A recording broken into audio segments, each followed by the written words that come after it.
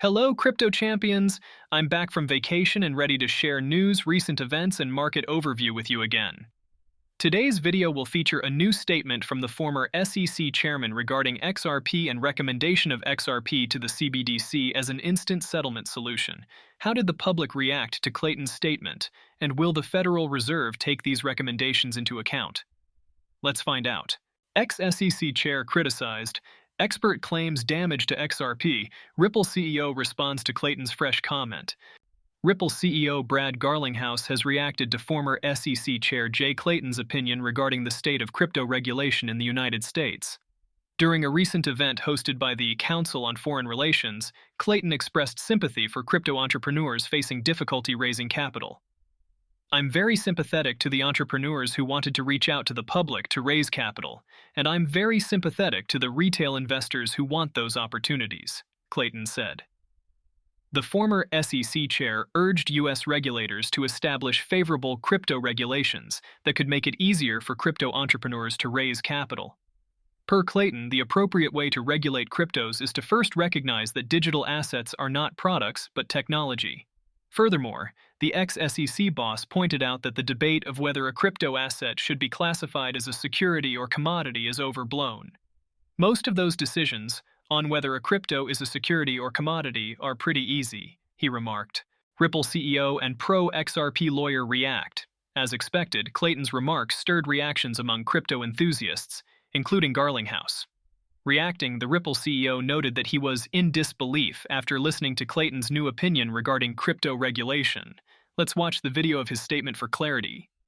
I am very sympathetic to the entrepreneurs who wanted to reach out to the public to raise capital. And I'm very sympathetic to the retail investors who want those opportunities. A lot of what you saw in the ICO craze and what you see from crypto people is great frustration at that state of affairs. Sure. They're right to be frustrated.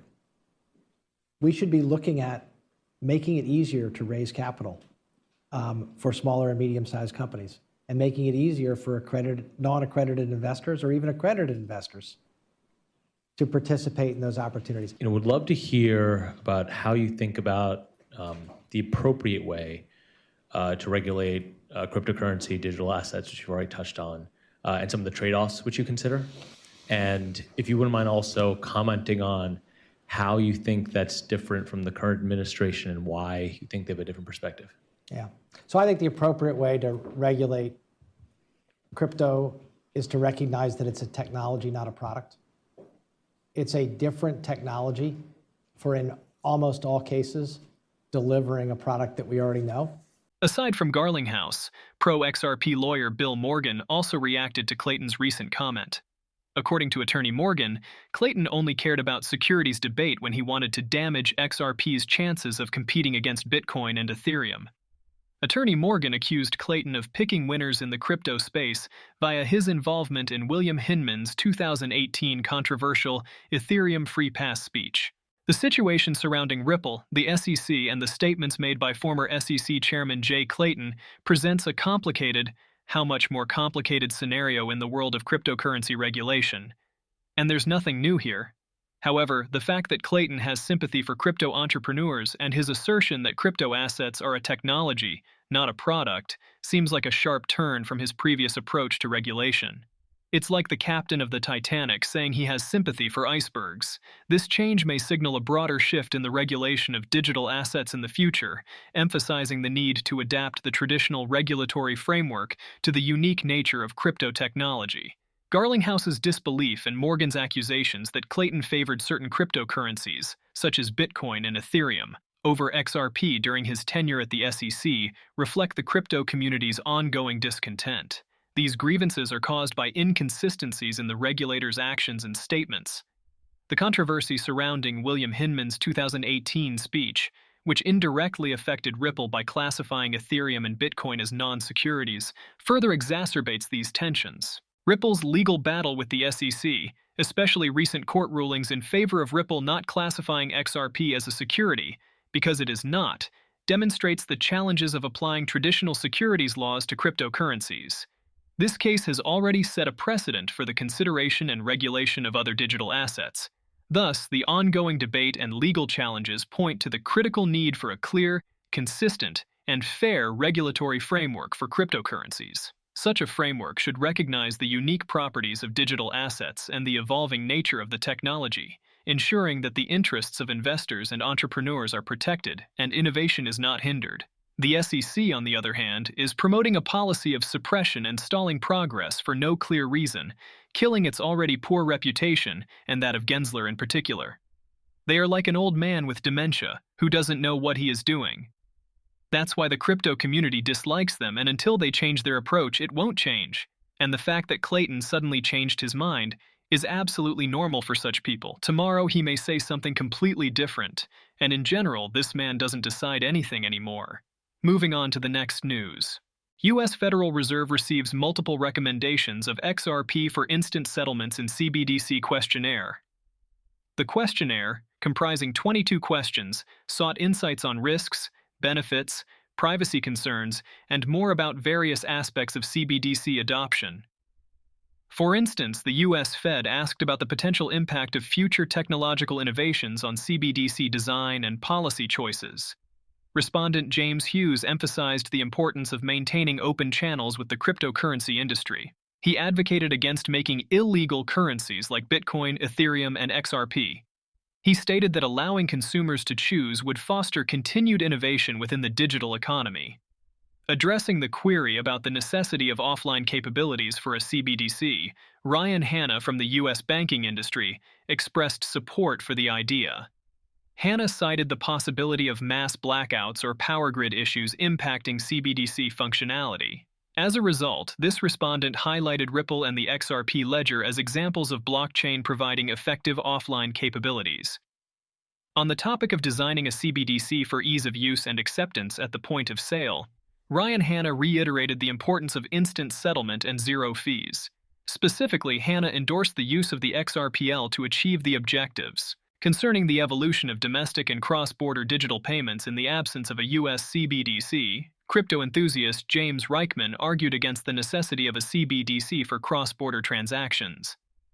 In parallel, Reichman pointed to Ripple and XRP as ideal bridge solutions for large-value cross-border payments. According to Reichman, CBDCs are not required to fulfill this role in the payments ecosystem. Similarly, the Fed sought input on the potential benefits of a CBDC and alternative approaches. Luke Keegi from the U.S. construction industry proposed a different strategy. Keegi advocated using a public chain like XRPL to build a side chain.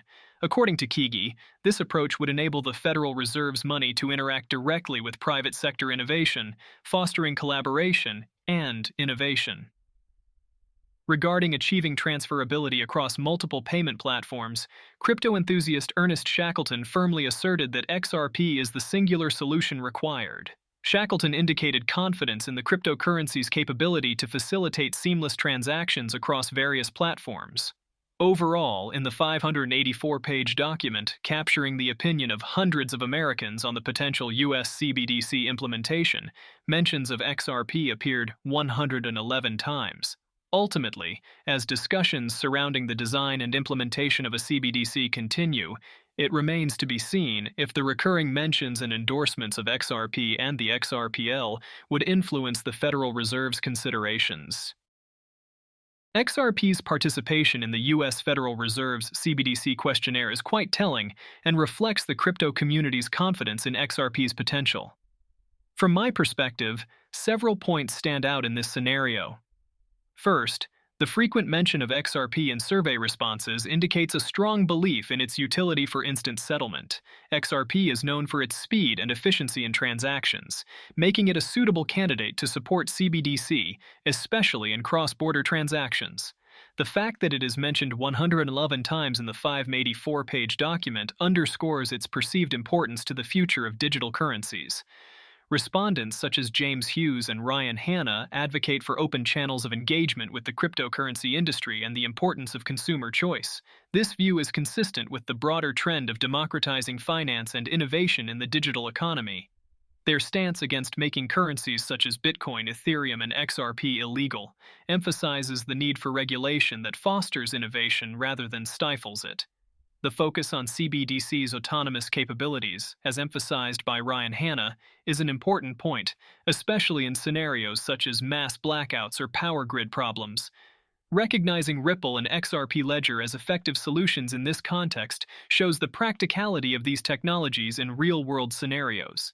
The argument against the need for a CBDC for cross-border transactions put forward by James Reichman is an intriguing one.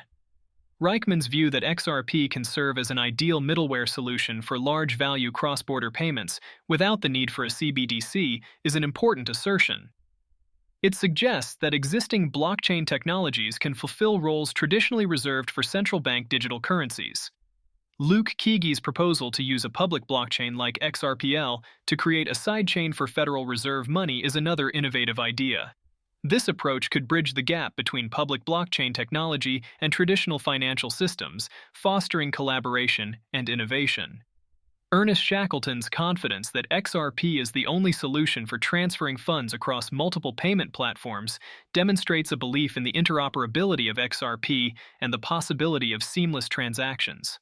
Overall, the repeated references to XRP in the context of the Federal Reserve's consideration of CBDC reflect a strong belief that XRP can play a significant role in the evolving landscape of digital currencies and payments. As discussions around CBDC evolve, it will be interesting to see how the Federal Reserve weighs these endorsements of XRP and XRPL in its decision-making process.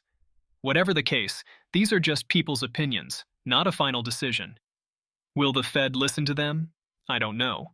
But if so, it will be a good boost to development and growth. Now let's take a look at the local situation on XRP.